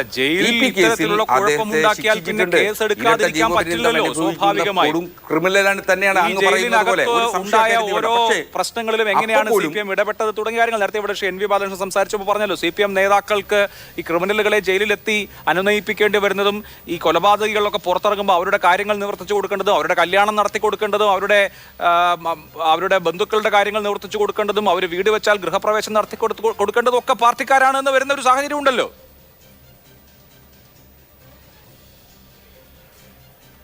അങ്ങനെയല്ല. ഇതിൽ പൊതുപ്രവർത്തകരാകുമ്പോൾ സ്വാഭാവികമായി ഓരോ വ്യക്തികളുമായി സഹവസിക്കുകയും ഓരോ വ്യക്തികളുമായി സഹവർത്തിക്കുകയും ചെയ്യുമ്പോൾ പാലിക്കേണ്ട ചില മര്യാദകളുണ്ട് കാര്യത്തിൽ. അത്തരത്തിലൊരു ക്രിമിനലാണ് അല്ലെങ്കിൽ ഒരു കുറ്റവാളിയാണ് എന്നുള്ളതുകൊണ്ട് അയാളെ ഒരു കൈപ്പാടകലെ നിർത്തിക്കൊണ്ട് പ്രവർത്തിക്കണം എന്ന് പറയുന്നിടത്താണ് ഏറ്റവും വലിയ അപകടം. അവരെ കൂടി ചേർത്ത് പിടിച്ച് അവരെ കൂടി നന്നാക്കി കൊണ്ടുവരുന്നതിനുള്ള സാഹചര്യമാണ് സൃഷ്ടിക്കപ്പെടേണ്ടത് എന്ന ബോധ്യമല്ലേ നമുക്ക് വേണ്ടത്. അത്തരത്തിൽ മാറ്റം വരുന്ന 30 ദിവസം നിങ്ങൾ പരിശോധിക്കും. ഇപ്പോൾ ഇനി ഒരു 28 ദിവസമുണ്ട്. ആ 28 ദിവസത്തിനുള്ളിൽ കൊടിസുനി ഏതെങ്കിലും കുറ്റകൃത്യത്തിൽ ഏർപ്പെടുന്നതായി നാം മനസ്സിലാക്കിയാൽ, അങ്ങനെയെങ്കിൽ ഈ പറയുന്ന വാദമുഖങ്ങളൊക്കെ മാറും. ആ 30 ദിവസം അയാൾ ഒരു കുറ്റകൃത്യത്തിൽ ഏർപ്പെടാതെ സ്വന്തം അമ്മയെ പരിചരിച്ചുകൊണ്ട് അമ്മയുടെ ആഗ്രഹത്തെ മാനിച്ചുകൊണ്ട് അമ്മയോടൊപ്പം നിൽക്കുന്നു എങ്കിൽ അവിടെ നമ്മുടെ വാദമുഖങ്ങളൊക്കെ പൊളിയും എന്ന് തന്നെയല്ലേ പറഞ്ഞു വരേണ്ടത്. ഈ വിമർശനങ്ങളുടെ എല്ലാ മുനിയുടെയും അനാവശ്യമായിട്ട് ഇതൊരു വിവാദമാക്കേണ്ട വിഷയം. കാരണം 30 പ്രതിയായില്ലെങ്കിലും 30 ദിവസവും വീടിനകത്ത് ഇരിക്കുകയാണെങ്കിലും നിലനിൽക്കും. ഒരു വിമർശനവും അതിൽ അസംഗതമാവുന്നില്ല, അപ്രസക്തമായി പോകുന്നില്ല. TP ജയചന്ദ്രൻ, ഇവിടെ ഇപ്പോൾ കൊടിസുനിക്ക് പരോൾ കിട്ടി. അതൊരു സ്വാഭാവിക നടപടിക്രമമാണ്. ജയിൽ വകുപ്പ് ഇത്രയും കാലം പരോൾ കൊടുക്കാതിരുന്ന ഒരാൾക്ക് ഒരു മനുഷ്യാവകാശ കമ്മീഷന്റെ നിർദ്ദേശം കൂടി വന്നപ്പോൾ പരോൾ കൊടുത്തു. അതിൽ രാഷ്ട്രീയമായ തീരുമാനത്തിന് പ്രസക്തിയില്ല എന്നാണ് വിശദീകരിക്കപ്പെടുന്നത്. താങ്കൾക്ക് എന്ത് തോന്നുന്നു? നോക്കൂ അഭിലാഷേ, ഒരു ക്രിമിനലായി ജനിക്കുകയാണെങ്കിൽ അത് മാർക്സിസ്റ്റ് പാർട്ടിക്ക് വേണ്ടി കൊട്ടേഷൻ എടുക്കുന്നവരും ആ ഭരണത്തിൽ കേസ് നടത്തുന്നതും ശിക്ഷിക്കുന്നതും ജയിൽവാസം അനുഭവിക്കുന്നതും മാർക്സിസ്റ്റ് പാർട്ടി ഭരണത്തിലുമായിരിക്കണം എന്ന് പ്രാർത്ഥിച്ചുകൊണ്ടാണ് ഓരോ കുറ്റവാളിയും കുറ്റകൃത്യങ്ങളിൽ ഏർപ്പെടുന്നതും അവർ ചെയ്യുന്നതും. നോക്കൂ, ഷുഹൈബ് വധക്കേസിലെ 1-ാം പ്രതി, TP ചന്ദ്രശേഖരൻ വധക്കേസിലെ 3-ാം പ്രതി, ലഭ്യമായ വിവരം വെച്ച് 37ഓളം ക്രിമിനൽ കേസുകളിൽ അഭിമുഖീകരിക്കുന്ന ഒരു കൊടും കുറ്റവാളി. അദ്ദേഹം ജയിലിൽ സുഖവാസമായിരുന്നു. എനിക്ക് അത്ര നിഷ്കളങ്കമാണ് നമ്മുടെ അസ്കറുടെ വാദമെന്ന് എനിക്ക് തോന്നുന്നില്ല. അസ്കർ നോക്കൂ, അദ്ദേഹത്തിന് എന്തിൻ്റെ അസൗകര്യമാണ് ജയിലിലുള്ളത്? ജയിലിൽ അദ്ദേഹം ആവശ്യപ്പെടുന്ന സൗകര്യത്തോടുള്ള മുറികൾ, അദ്ദേഹത്തിന് സ്വന്തമായി അവർക്ക് ആവശ്യമുള്ള ഭക്ഷണങ്ങൾ, ദിവസവും മത്സ്യമാംസാദികൾ വെച്ച് കഴിക്കുന്നതിന് വേണ്ടിയുള്ള സൗകര്യങ്ങൾ, കേസ് കണക്കിന് മദ്യക്കുപ്പികൾ, സിഗരറ്റ് പാക്കറ്റുകൾ, വീട്ടുകാരെ കാണാനും സംസാരിക്കാനും ഡാറ്റ സൗകര്യങ്ങളോടുകൂടിയ ഡിജിറ്റൽ ഫോണുകൾ, ആൻഡ്രോയിഡ് ഫോണുകൾ, ജയിലിൽ നിന്നുകൊണ്ട് സാമ്പത്തിക വരുമാനം നേടുന്നതിനാവശ്യമായ ക്രിമിനൽ കുറ്റങ്ങളെ കൺട്രോൾ ചെയ്യുന്നതിനുള്ള സംഭാഷണങ്ങൾ നടത്താൻ ആവശ്യമായ എല്ലാ സൗകര്യങ്ങളും അദ്ദേഹത്തിൻ്റെ മുമ്പിൽ ഓച്ചാനിച്ച് നിൽക്കുന്ന ജയിലർമാർ, ജയിൽ ഉദ്യോഗസ്ഥന്മാർ അദ്ദേഹം ആവശ്യപ്പെടുന്നത് മുഴുവൻ എത്തിച്ചു കൊടുക്കുന്നു. സ്വാഭാവികമായിട്ടും ഇത്തരം ഒരാൾക്ക് അസ്കർ ചോദിക്കുന്ന ഒരു ചോദ്യം പ്രസക്തമാണ്. അദ്ദേഹത്തിൻ്റെ അമ്മയുടെ ഭാഗത്ത് നിന്ന് ചിന്തിക്കണ്ടേ? സ്വാഭാവികമായിട്ടും വേണം അദ്ദേഹത്തിൻ്റെ അമ്മയുടെ ഭാഗത്ത് നിന്ന് ചിന്തിക്കണം. അതോടൊപ്പം നമ്മൾ ഷുഹൈബിന്റെ ഉമ്മയുടെ ഭാഗത്തും ചിന്തിക്കണ്ടേ? ശരി, തീർച്ചയായും എനിക്ക് ഒരു ഇടവേള എടുക്കാനുള്ള സമയം അതിക്രമിച്ചതുകൊണ്ടാണ് ഇടപെടുന്നത്. ഞാൻ അങ്ങേക്ക് അടുത്ത റൗണ്ടിൽ കൂടുതൽ സമയം നൽകാം. പക്ഷേ ജിൻഡോ ജോൺ, ഇവിടെ നമ്മൾ കാണേണ്ടത് കൊടിസുനിക്ക് കഴിഞ്ഞ 6 വർഷമായി പരോൾ കൊടുത്തിട്ടില്ലല്ലോ, കോവിഡ് കാലത്ത് പോലും എന്ന് ചോദിക്കുന്ന ആളുകളുണ്ട്. പക്ഷേ പരോൾ കൊടുക്കാൻ നിർവാഹം ഉണ്ടായിരുന്നില്ല. കാരണം അദ്ദേഹം ജയിലിൽ തന്നെ കുഴപ്പങ്ങൾ ഉണ്ടാക്കിയതിന് കേസുകൾ നേരിടുകയായിരുന്നു. അങ്ങനെ ഒരു കുറ്റവാളിക്ക് പരോൾ കൊടുക്കാൻ നിർവാഹം ഉണ്ടായിരുന്നില്ല എന്നുള്ളതാണ് യാഥാർത്ഥ്യം. പക്ഷേ TP കേസിലെ മറ്റു പ്രതികൾക്ക് നിർബാധം പരോൾ കിട്ടുന്നുണ്ടായിരുന്നു എന്ന് മാത്രമല്ല 500 ദിവസത്തിലധികം പരോൾ കിട്ടിയിട്ടുള്ള ആളുകൾ പോലും ഉണ്ടായിരുന്നു. ഈ കേസുകളുമായി ബന്ധപ്പെട്ട് ഹൈക്കോടതി തന്നെ നിർദ്ദേശിച്ചിട്ടുള്ളത് ശിക്ഷാ ഇളവ് കൊടുക്കാതെ ശിക്ഷയ്ക്ക് വിധേയമാക്കണം എന്നുള്ളതായിരുന്നു. അപ്പോൾ ഈ TP കേസ് പ്രതികളെ സംബന്ധിച്ച് അവർക്ക് കിട്ടിക്കൊണ്ടിരിക്കുന്ന സൗകര്യങ്ങൾ, അവർക്ക് കിട്ടിക്കൊണ്ടിരിക്കുന്ന സംവിധാനങ്ങൾ എന്നുള്ളത് മറ്റാർക്കും കിട്ടാത്തതാണ്. സാധാരണ ക്രിമിനൽ കേസുകളിൽ പെടുന്ന ആളുകൾക്ക് കിട്ടാത്തതുമാണ്. അപ്പോൾ ഈ കാര്യത്തിൽ ഞങ്ങൾ ഇതിലൊന്നുമില്ല, ഇതൊക്കെ സാങ്കേതികമായി നടക്കുന്ന, നിയമപരമായി നടക്കുന്ന കാര്യങ്ങളാണ് എന്ന CPM-ന്റെ വാദത്തിൽ കഴമ്പുണ്ടോ? ഒരു കഴമ്പുമില്ല അഭിലാഷ. ഇത് എത്ര വ്യാജമാണ് ഇവർ പറയുന്നത്. ഞാൻ നേരത്തെ സൂചിപ്പിച്ചില്ലേ, നിഖിൽ വധക്കേസിലെ പ്രതിയായിട്ടുള്ള ശ്രീജിത്തിന്റെ ഗൃഹപ്രവേശത്തിൽ പങ്കെടുത്തത് P ജയരാജൻ, ഷുക്കൂർ വധക്കേസിലെ പ്രതി, അല്ലെങ്കിൽ നവീൻ ബാബുവിന്റെ മരണത്തിന്റെ പ്രതിയായിട്ടുള്ള PP ദിവ്യ, അല്ലെങ്കിൽ ഷുഹൈബിന്റെ വധക്കേസിലെ പ്രതിയായിട്ടുള്ള ആകാശ് തില്ലങ്കേരി, TP കേസിലെ പ്രതിയായിട്ടുള്ള ഷാഫി അടക്കമുള്ളതാണ്. അപ്പൊ ഇവര് പരോൾ ഇറങ്ങിയാലും അല്ലെങ്കിൽ പുറത്തിറങ്ങിയാലും അല്ലെങ്കിൽ ജാമ്യം കിട്ടിയാലും ഒക്കെ ഇവർ ഒന്നിച്ചു കൂടുന്ന പരിപാടികളാണ്. ഈ പറഞ്ഞ ഏതെങ്കിലും CPM-ന്റെ നേതാക്കന്മാർ മരണപ്പെട്ട അല്ലെങ്കിൽ കൊല്ലപ്പെട്ട ആളുകളുടെ വീട് സന്ദർശിച്ചിട്ടുണ്ടോ എപ്പോഴെങ്കിലും? ആ മനുഷ്യരുടെ കുടുംബാംഗങ്ങളെ എപ്പോഴെങ്കിലും ആശ്വസിപ്പിക്കാൻ തയ്യാറായിട്ടുണ്ടോ? ഒരിക്കലും ചെയ്തിട്ടില്ല. ഇനി ഇവിടെ പറയുന്ന വാദം എന്താ? ഈ കൊടിസുനിയുടെ അമ്മയ്ക്ക് കൊടിസുനിയെ കാണാനെങ്കിലും അനുവദിക്കണം, അതൊരു മനുഷ്യാവകാശമാണെന്ന്. ഞാൻ പറയുന്നത് കൊടിസുനിയുടെ അമ്മയ്ക്ക് കൊടിസുനിയെ ജയിലിൽ പോയാലെങ്കിലും കാണാം. പക്ഷെ ആ TP ചന്ദ്രശേഖരന്റെ മകനുണ്ടല്ലോ, ആ പയ്യൻ എങ്ങനെയാ സ്വന്തം അച്ഛനെ ഇനി കാണുക? ഭിത്തിയിലിരിക്കുന്ന ഫോട്ടോ നോക്കിയല്ലേ കാണാൻ പറ്റുള്ളൂ, അല്ലേ? അല്ലെങ്കിൽ മറ്റു മനുഷ്യർ പറയുന്ന ഒരു നല്ല കമ്മ്യൂണിസ്റ്റ് എന്നുള്ള വാചകത്തിൽ കേട്ട് സന്തോഷിക്കേണ്ട ഗതികേടല്ലേ ആ മകനുള്ളത്? അപ്പോൾ കൊടിസുനിയുടെ അമ്മയ്ക്ക് ജയിലിൽ പോയാലും കൊടിസുനിയെ കാണാം. പക്ഷേ TP ചന്ദ്രശേഖരന്റെ മകന് ഇനി ആ മഹാനായ കമ്മ്യൂണിസ്റ്റുകാരനെ കാണാൻ പറ്റില്ലാത്ത വിധം ഇല്ലാതാക്കി കളഞ്ഞ കൊടും കുറ്റവാളികൾക്ക് ജാമ്യം കൊടുക്കുന്ന അല്ലെങ്കിൽ പരോൾ കൊടുക്കുന്നതിനെ കുറിച്ചിട്ടാണ് ഇവർ മഹത്വവൽക്കരിക്കുന്നത് മനുഷ്യാവകാശം എന്ന്. അത് അംഗീകരിക്കാൻ ഞങ്ങൾ തയ്യാറല്ല, പൊതുസമൂഹം തയ്യാറല്ല. ഇനി മാത്രമല്ല, കുഞ്ഞനന്ദൻ മഹാനായ മനുഷ്യനായിരുന്നു എന്നല്ലേ CPM-ന്റെ നേതാക്കന്മാർ വാഴ്ത്തിപ്പാടിയത്? എവിടെ പരോളിൽ കിടന്ന് മരിക്കുന്നത്, എങ്ങനെയാ മരിച്ചത് എന്നുള്ളതിനെ കുറിച്ച് വിവാദപരമായിട്ടുള്ള മറ്റ് പല നിരീക്ഷണങ്ങളുമുണ്ട്. അതൊക്കെ അവിടെ നിൽക്കട്ടെ. പക്ഷേ ഈ TP കേസിലെ പ്രതികൾക്ക്, മറ്റ് പ്രതികൾക്കൊക്കെ നിർബാധം പരോൾ കിട്ടുകയും സുഖ സൗകര്യങ്ങൾ കിട്ടുകയും ചെയ്തപ്പോൾ ഈ കൊടിസുനിക്ക് കിട്ടാതിരിക്കാൻ കാരണം അയാൾ ജയിലിൽ കിടന്നുകൊണ്ട് പോലും കുറ്റകൃത്യത്തിൽ ഏർപ്പെട്ടു എന്നുള്ളതാണ്. ഈ 30 ദിവസം അയാൾ അമ്മയോടൊപ്പം ശുശ്രൂഷിച്ചിരിക്കുമ്പോൾ അയാൾ ഫോൺ വഴി മറ്റ് ക്രിമിനൽ കേസിൽ ഏർപ്പെടില്ല എന്ന് ഹസ്കറിന് എന്താണ് ഹസ്കർ എത്ര ഉറപ്പ്? ഹസ്കർ പിന്തുണയ്ക്കുന്ന CPM-ന്റെ സർക്കാരിന്റെ പോലീസ് പറഞ്ഞിട്ടുള്ളതാണ് ഈ 12ഓളം കേസുകൾ. അപ്പോൾ അതൊക്കെ കേട്ട് കേൾവിയാണെന്ന് പറഞ്ഞാൽ ഹസ്കർ ആരെയാണ് പിന്നെ പിന്തുണയ്ക്കുന്നത്? ഇനി താങ്കൾ പറയുന്ന ഒരു കാര്യമുണ്ട്, ഈ കൊലക്കേസ് പ്രതികളുമായിട്ട് സഹവാസം നടത്തുന്നത് പ്രവർത്തനത്തിന്റെ ഭാഗമാണ്. കേരളത്തിൽ മറ്റേതെങ്കിലും രാഷ്ട്രീയ പാർട്ടിയുടെ നേതാക്കന്മാർ കൊലക്കേസ് പ്രതികളുമായിട്ട് മാത്രം സഹവാസം നടത്തുന്നത് നിങ്ങൾ കണ്ടിട്ടുണ്ടോ? ഈ P ജയരാജൻ മറ്റേതെങ്കിലും മനുഷ്യരുമായിട്ട് സഹവാസം നടത്തുന്നത് കണ്ടിട്ടുണ്ടോ? അദ്ദേഹം മറ്റാരെങ്കിലും മനുഷ്യാവകാശ കുറിച്ച് പറയുന്നത് കേട്ടിട്ടുണ്ടോ? കൊലക്കേസ് പ്രതികൾക്ക് വേണ്ടിയിട്ട് മാത്രം മനുഷ്യാവകാശം പ്രസംഗിക്കുന്ന പ്രത്യേകതരം മനുഷ്യരാ P ജയരാജൻ. ഇവിടെ TP കൊല്ലപ്പെടേണ്ട ആളല്ല എന്നാണ് ഹസ്കറിന്റെ ബോധം. ആ TP ചന്ദ്രശേഖരൻ കൊല്ലപ്പെട്ടതിന് ശേഷം കുലംകുത്തി എന്ന് വിളിച്ചത് പിണറായി വിജയനാ. താങ്കളൊന്ന് തിരുത്തുവോ? ആ പിണറായി വിജയൻ കുലംകുത്തി എന്ന് വിളിച്ചത് തെറ്റായിരുന്നു എന്ന് താങ്കൾ തിരുത്തി പറയോ? ഇനി താങ്കൾക്ക് ഭയമില്ല അങ്ങനെ പറയാമെന്ന് താങ്കൾ പറയുന്നു. TP ചന്ദ്രശേഖരൻ കൊല്ലപ്പെടാൻ പാടില്ലായിരുന്നു എന്ന് പറയാൻ താങ്കൾക്ക് ഭയമില്ല എന്ന് പറയുന്നു. ആരെയാണ് താങ്കൾ ഭയമില്ല എന്ന് പറയുന്നത്? അപ്പോൾ ആരെയോ ഭയക്കേണ്ടതുണ്ടല്ലോ മറ്റാളുകൾ. മാഷാ അല്ലാഹ് സ്റ്റിക്കർ ഒട്ടിച്ചു വരുന്ന ഇന്നോവക്കാരെ ഭയക്കേണ്ടതുണ്ട് എന്നല്ലേ അതിൽ ബംഗ്യം തരണം നമ്മൾ മനസ്സിലാക്കേണ്ടത്. ഇവിടെ സോഷ്യൽ ഇവളായിട്ടുള്ള സമൂഹത്തിന് ബാധ്യതയായിട്ടുള്ള ഒരു കുറ്റവാളികളുടെ മനുഷ്യാവകാശത്തെ കുറിച്ച് നിങ്ങൾ പറയുമ്പോൾ ഉത്തര കേസിലെ പ്രതിയായിട്ടുള്ള സൂരജില്ലേ, ആ സൂരജിന് പരോൾ കിട്ടാൻ വേണ്ടിയിട്ട് വ്യാജരേഖ ചമച്ച കേസ് ഈ ദിവസങ്ങളിൽ നടക്കുകയല്ലേ.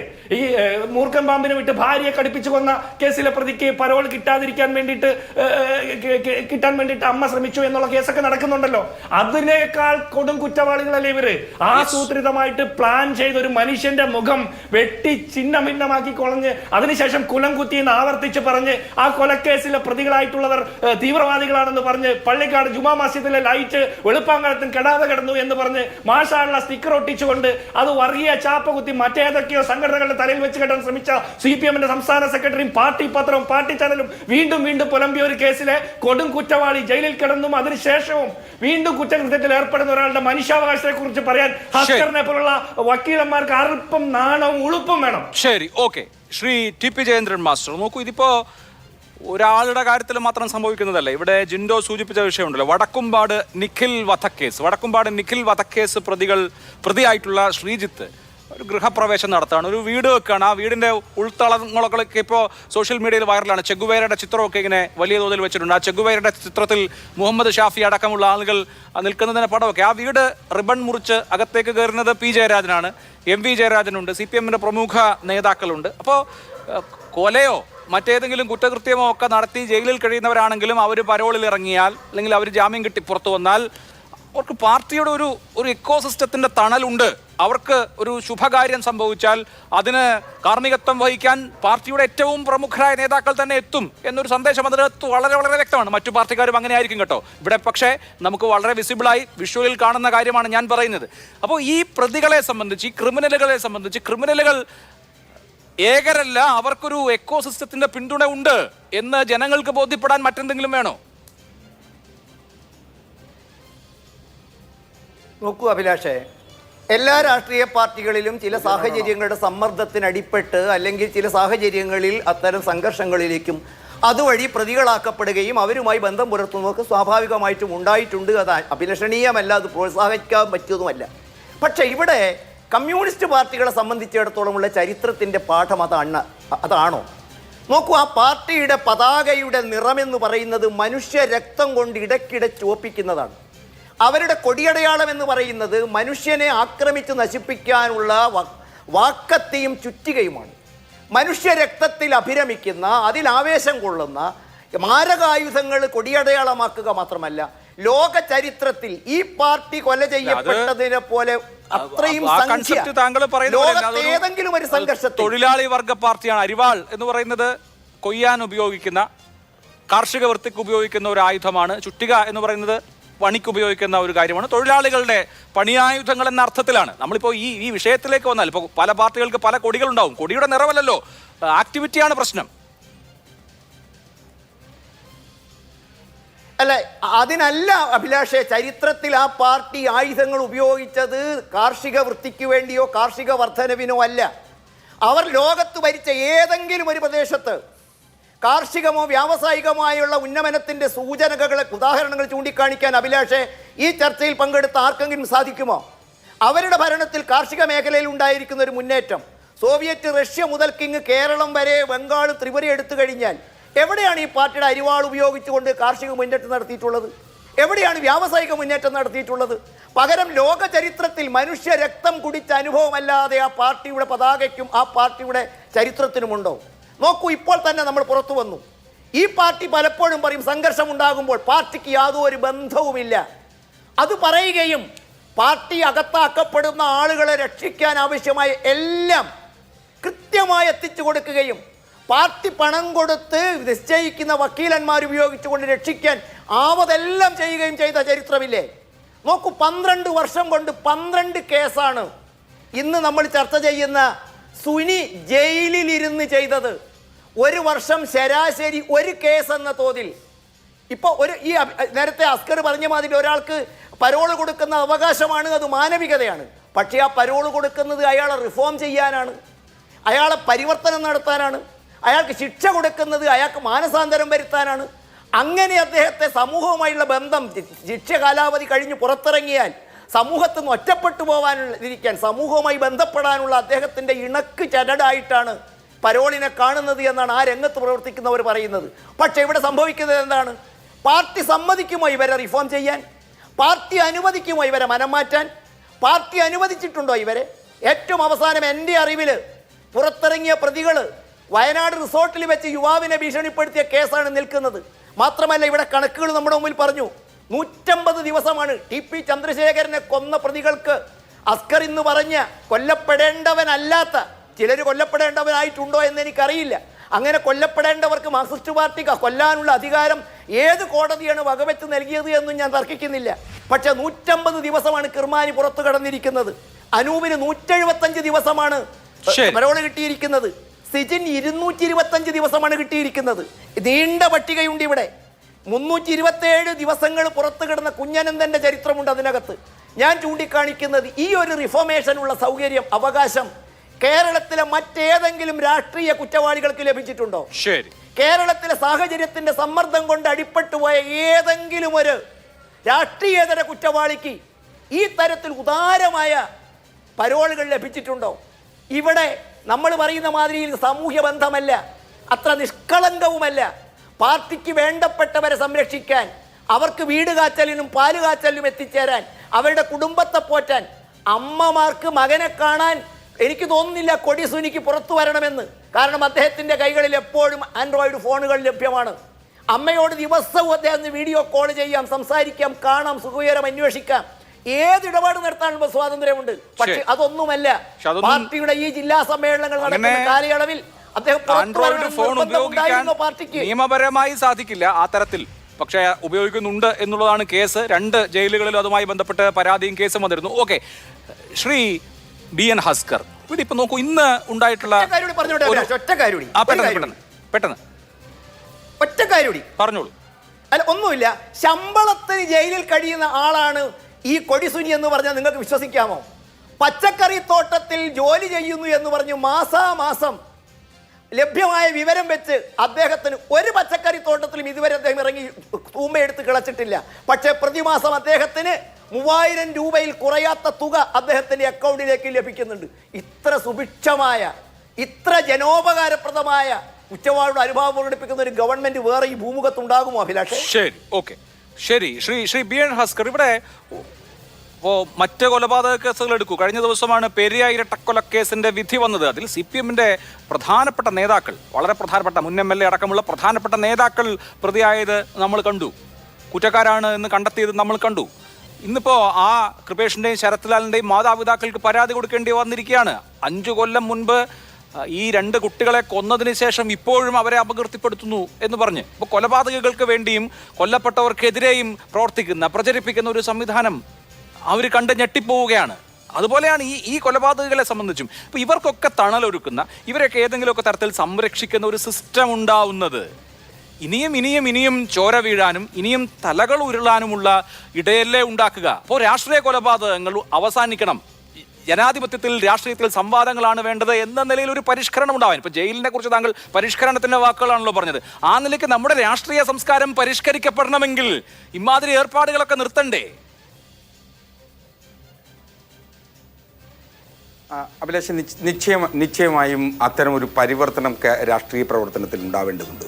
ഒരാളെയും കൊല്ലാൻ പാടില്ല എന്നും ഒരാളും കൊല്ലപ്പെടാൻ പാടില്ല എന്നും എല്ലാവർക്കും ജീവിക്കാനുള്ള സ്വാതന്ത്ര്യമുണ്ടെന്നുമുള്ള ഉറച്ച ബോധ്യം വരുന്ന തരത്തിലേക്കുള്ള ഒരു മാനസിക പരിവർത്തനം എല്ലാ രാഷ്ട്രീയ പ്രസ്ഥാനങ്ങളുണ്ട്. ഞങ്ങളെ സംബന്ധിച്ചിടത്തോളം ഏറ്റവും കൂടുതൽ രക്തസാക്ഷികളുള്ള ഒരു പാർട്ടിയാണ്. എന്തുകൊണ്ട് ഏറ്റവും കൂടുതൽ രക്തസാക്ഷികൾ ഉണ്ടായി എന്ന് ചോദിച്ചു കഴിഞ്ഞാൽ, ഞങ്ങളുടെ ആശയങ്ങളെ കൊന്നു തീർക്കുന്നതിനു വേണ്ടി ഞങ്ങളുടെ പ്രവർത്തകരെ വെട്ടിക്കൊലപ്പെടുത്തുകയും കുത്തിക്കൊലപ്പെടുത്തുകയും ചെയ്തിട്ടുണ്ട്. അതിൽ കോൺഗ്രസും ഉണ്ട്, BJPയും ഉണ്ട്, RSSും ഉണ്ട്, മുസ്ലിം ലീഗും ഉണ്ട്, SDPI ഉണ്ട്.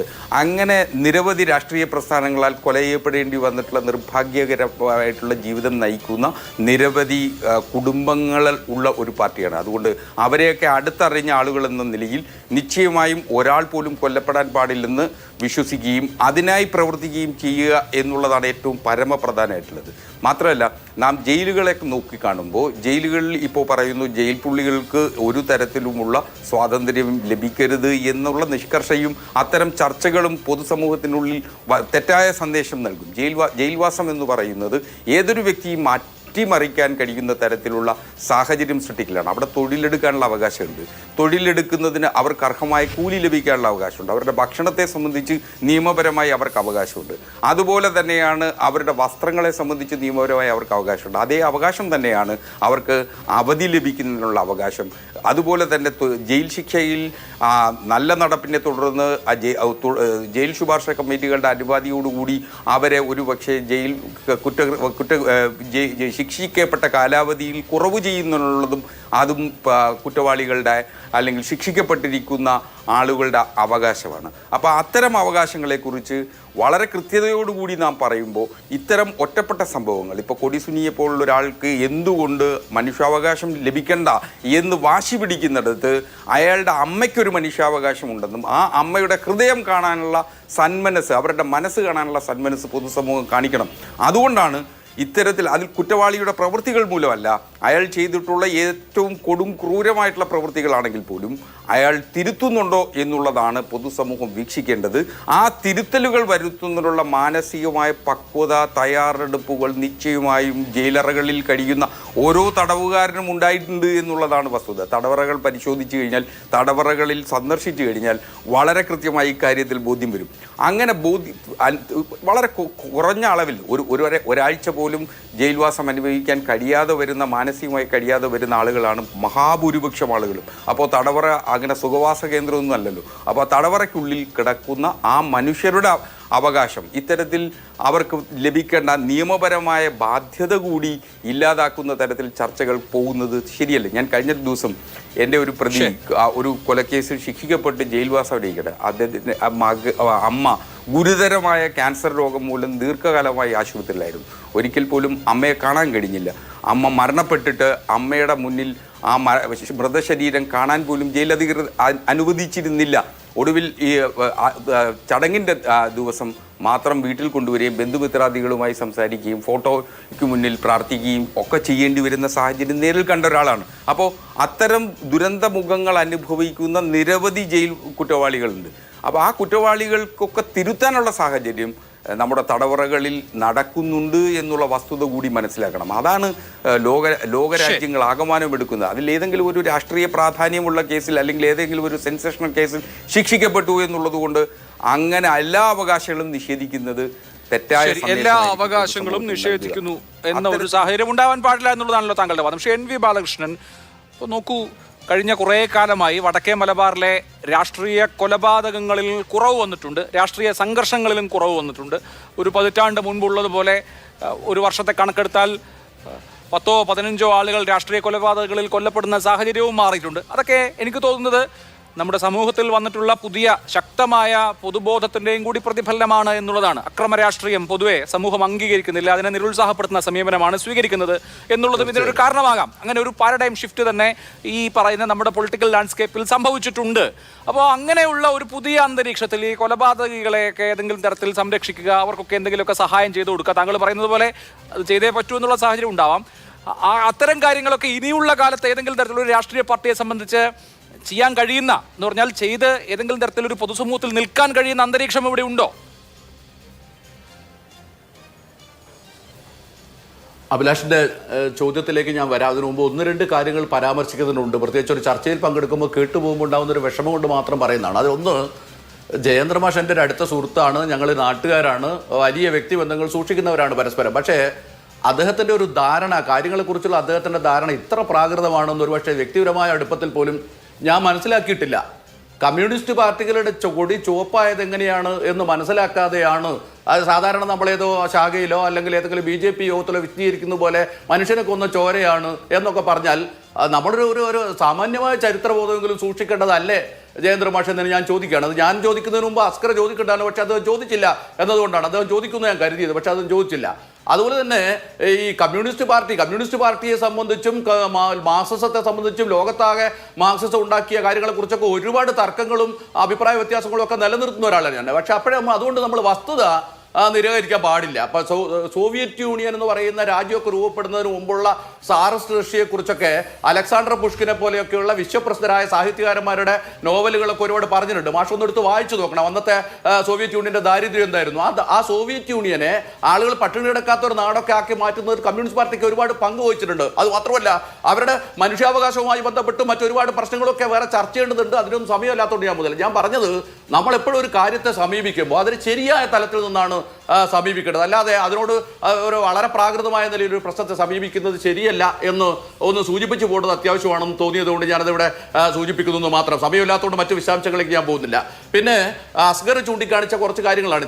ചന്ദ്രശേഖരൻ കൊല്ലപ്പെട്ടതല്ലായിരുന്നു എന്ന അദ്ദേഹത്തിന്റെ പ്രസ്താവനയെ ഞാൻ വളരെ അഭിമാനത്തോട് കൂട്ടിരിക്കുകയാണ്. അദ്ദേഹത്തിന് വേണമെങ്കിൽ കുറച്ച് ഫ്ലെക്സ് ബോർഡ് അടിച്ചിട്ട് നാട്ടിലൊക്കെ ഇങ്ങനെ വെക്കാം, ചന്ദ്രശേഖരൻ കൊല്ലപ്പെടേണ്ടതായിരുന്നില്ല എന്ന് അഡ്വക്കേറ്റ് അസ്ഗർ എന്ന് പറഞ്ഞിട്ട് നമുക്ക് വെക്കാം. പക്ഷേ നമ്മൾ മാർക്സിസ്റ്റുകാർ ഒരു കാര്യത്തെ മനസ്സിലാക്കുന്നത് അതിന്റെ മൂർത്തമായ സാഹചര്യങ്ങൾ, കോൺക്രീറ്റ് അനാലിസിസ് ആണ് മാർക്സിസം എന്നാണ് നമ്മൾ പറയുക.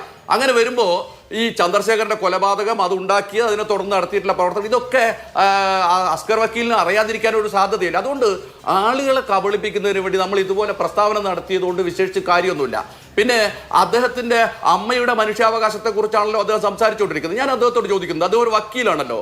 സാധാരണഗതിയിൽ ഒരു അമ്മയ്ക്ക് മകനെ കാണണം തോന്നി, അല്ലെങ്കിൽ ജയിലിൽ കിടക്കുന്ന ഒരു മകന് അമ്മയെ കാണേണ്ടതിന്റെ അദമ്യമായ ആഗ്രഹമുണ്ട് എന്ന് പറഞ്ഞാൽ അതിന് ഇന്ത്യയിലെ ശിക്ഷാ നിയമത്തിൽ വകുപ്പുണ്ട്.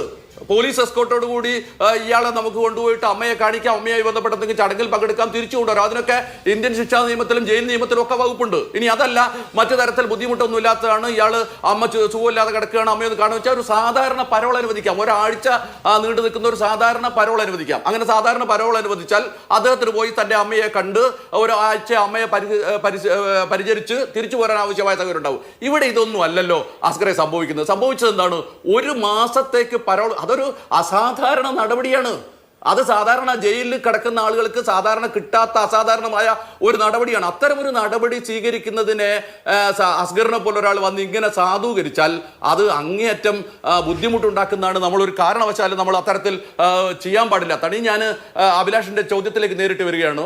ഒരു സംശയവും വേണ്ട, ആരൊക്കെ എത്രയൊക്കെ ആഗ്രഹിച്ചാൽ, അതാണ് നമ്മുടെ രാജ്യത്ത് സംഭവിച്ചുകൊണ്ടിരിക്കുന്നത്. നമ്മുടെ രാജ്യത്ത് ഒരു കാലത്ത് രാഷ്ട്രീയ കൊലപാതകങ്ങളെ ആഹ്ലാദപൂർവ്വം കണ്ടിട്ടുള്ള ആളുകളുണ്ട്. ഞാനൊക്കെ CPM പ്രവർത്തകന്മാരായിരുന്ന കാലത്ത് നമ്മുടെ വർത്തമാന പത്രങ്ങളിൽ വാർത്ത അച്ചടിച്ചു വന്നുകൊണ്ടിരുന്നത് ഏതാണ്ട് 2 ടീമുകൾ തമ്മിൽ കടിക്കുമ്പോൾ ഗോൾ രേഖപ്പെടുത്തുന്നത് പോലെയാണ്. ഇന്ന് 2 CPM 2 RSS, ഇങ്ങനെയാണ് നമ്മുടെ മലയാള പത്രങ്ങളിൽ പോലും വാർത്തകൾ അച്ചടിച്ചുകൊണ്ട് വന്നിരുന്നത്. കാരണം അത്ര സെൻസേഷനായ ആളുകൾ അതിനെ ആസ്വദിച്ചിരുന്നു. പക്ഷെ ഞാനൊന്ന് ചോദിക്കട്ടെ, ഇന്ന് മലയാളത്തിൽ ഏതെങ്കിലും ഒരു പത്രത്തിന് അതുപോലെ ഒരു വാർത്ത കൊടുക്കാൻ പറ്റുമോ? പറ്റില്ല. പറ്റാത്തത് എന്തുകൊണ്ടാണെന്ന് ചോദിച്ചാൽ മനുഷ്യരുടെ ബോധത്തിൽ അതിനനുസരിച്ച് മാറ്റം ഉണ്ടായി വരുന്നുണ്ട്. CPM പോലൊരു രാഷ്ട്രീയ പാർട്ടി എത്ര പ്രാകൃതമായി ഈ കാര്യങ്ങളൊക്കെ തുടരാമെന്ന് ആഗ്രഹിച്ചാലും അവർക്കത് സാധ്യമാവാത്ത രൂപത്തിലുള്ള ജനകീയ വികാരം വളർന്നു വന്നുകൊണ്ടിരിക്കുന്നുണ്ട്. അവരെത്ര ആഗ്രഹിച്ചാലും അവരുടെ കൊലപാതക രാഷ്ട്രീയം മുന്നോട്ട് കൊണ്ടുപോകാൻ അവർക്ക് ഇനി കേരളത്തിൽ നിന്നല്ല ഒരിടത്തും സാധിക്കുമെന്ന് ഞാൻ കരുതുന്നില്ല.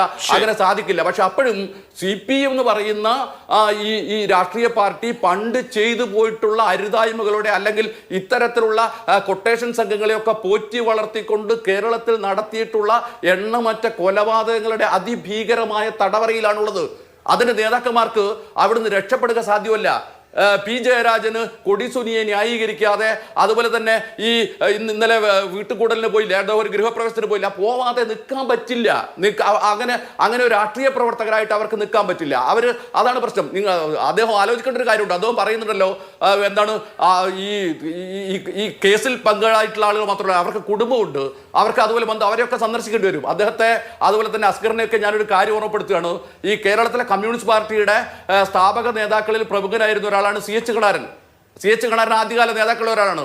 ആ CH കണാരന്റെ മകൻ ഒരു സംഘർഷത്തിൽ പരിക്കേറ്റ്, SFI അതുപോലെ തന്നെ KSU സംഘർഷത്തിൽ പരിക്കേറ്റ്, അദ്ദേഹത്തിന്റെ മകൻ KSU ആയിരുന്നു, പരിക്കേറ്റ് പിന്നെ ആശുപത്രി കിടക്കണം. ഒരേ ആശുപത്രിയിൽ 2 കട്ടിലിൽ KSUക്കാരും കിടക്കുന്നുണ്ട്, അതുപോലെ അപ്പുറത്ത് പരിക്കേറ്റുള്ള SFIക്കാർ കിടക്കുന്നുണ്ട്. CH കണാരൻ ആശുപത്രിയിൽ പോയിട്ട് KSU ഈ പറയുന്ന പരിക്കേറ്റ SFI പ്രവർത്തകന്മാരെ സന്ദർശിച്ച് അവരെ സാന്ത്വനിപ്പിച്ച്, അപ്പൊ കൂടെ ഉണ്ടായിരുന്ന ആളുകൾ പറഞ്ഞു, താങ്കളുടെ മകൻ KSU പ്രവർത്തകനാണോ എന്ന് അപ്പുറത്ത് കിടക്കുന്നുണ്ട്, ഒന്ന് കണ്ടിട്ട് പോകാന്ന് പറഞ്ഞപ്പോ അതിന് CH കാണാനും പറഞ്ഞൊരു മറുപടി ഉണ്ട്, ഞാൻ അവനെ കണ്ടോളാം, പക്ഷേ അത് ഇവിടെ വെച്ചല്ല, ഇവിടെ വെച്ച് ഞാൻ അവനെ കാണുന്നത് തെറ്റായ സന്ദേശമുണ്ട്, അതുകൊണ്ട് എനിക്ക് അവനെ കാണണ്ട, അവൻ ചെയ്ത ഒരു കാര്യത്തെയും സാധൂകരിക്കാൻ എനിക്ക് പറ്റില്ല, അതുകൊണ്ട് ഞാൻ അവനെ സന്ദർശിക്കില്ല എന്ന് അത്തരത്തിൽ ഉള്ള പാർട്ടി നേതാക്കന്മാരുടെ തുടർച്ചയിലാണ് അസ്കറൊക്കെ വന്നിരുന്ന് സംസാരിക്കുന്നത് എന്നെങ്കിലും ഓർക്കാനുള്ള ഒരു കാര്യം നിങ്ങൾ കാണിക്കണമെന്നാണ് എനിക്ക് വളരെ വിനയത്തോടു കൂടി അഭ്യർത്ഥിക്കാനുള്ളത്. ശ്രീ BN ഹസ്കർ, ഇവിടെ ഇപ്പൊ നോക്കൂ, ഈ കൊടിസുനി പരോളിൽ ഇറങ്ങി, കഴിഞ്ഞ തവണ പരോളിൽ ഇറങ്ങി ചെയ്യുന്ന കുറ്റകൃത്യം രാഷ്ട്രീയ കുറ്റകൃത്യമല്ല, ഈ സ്വർണം പൊട്ടിക്കലും അതുപോലെ അത്തരം കാര്യങ്ങളുമായൊക്കെ ബന്ധപ്പെട്ട് നടന്ന ഒരു തട്ടിക്കൊണ്ടുപോകൽ സ്വഭാവത്തിലുള്ള ഒരു ഭീഷണി സ്വഭാവത്തിലുള്ള കുറ്റകൃത്യമാണ്. ഇപ്പോൾ CPM വേണ്ടി കൊല ചെയ്തിട്ടുള്ള ആകാശ് തില്ലങ്കേരി അടക്കമുള്ള ആളുകളുണ്ടല്ലോ, ഷുഹൈബ് വധക്കേസിലെ പ്രതി, അവർ പിന്നീട് ചെയ്തിട്ടുള്ളത് ഈ സ്വർണം പൊട്ടിക്കൽ അത്തരത്തിലുള്ള ഇതര കൊട്ടേഷനുകളോ ഇതര കുറ്റകൃത്യങ്ങളോ ആണ്. ഈ കുറ്റവാളികളെയും ക്രിമിനലുകളെയൊക്കെ ന്യായീകരിക്കാനും അവർക്ക് വീടുണ്ടാക്കാനും അവർക്ക് കല്യാണം നടത്താനും ഒക്കെ പാർട്ടിക്കാർ പോയാൽ ഇവർ ചെയ്യുന്ന സകല കുറ്റകൃത്യങ്ങളുടെ ഉത്തരവാദിത്വം കൂടി ഈ പാർട്ടിയും പാർട്ടിയുടെ നേതാക്കളും ഏറ്റെടുക്കേണ്ടി വരും എന്ന് പാർട്ടിയുടെ നേതാക്കൾ മനസ്സിലാക്കുന്നില്ല എന്നുണ്ടോ? കുറ്റവാളികൾ പലതരത്തിലുള്ള കുറ്റകൃത്യങ്ങൾ, പല രൂപത്തിലുള്ള കൊട്ടേഷനുകൾ ഏറ്റെടുത്തേക്കാം. ഇതിനെയൊക്കെ ചുമക്കാൻ ഈ പാർട്ടി സംവിധാനത്തെ ഉപയോഗിക്കണം എന്നെന്തായാലും നേതാക്കൾ വിചാരിക്കുമെന്ന് ഞാൻ വിചാരിക്കുന്നില്ല.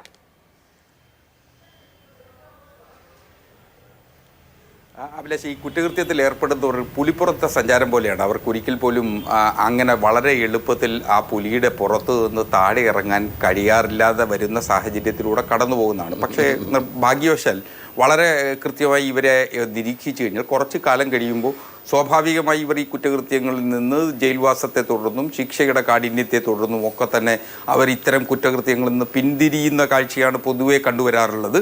അവരാരും തുടർന്ന് കുറ്റകൃത്യത്തിൽ ഏർപ്പെട്ടു വരുന്നത് മാനസിക രോഗമുള്ള ആളുകൾ അല്ലാതെ മറ്റൊരാൾക്കും കഴിയാറില്ല എന്നുള്ളതാണ് ഒരു വസ്തുത.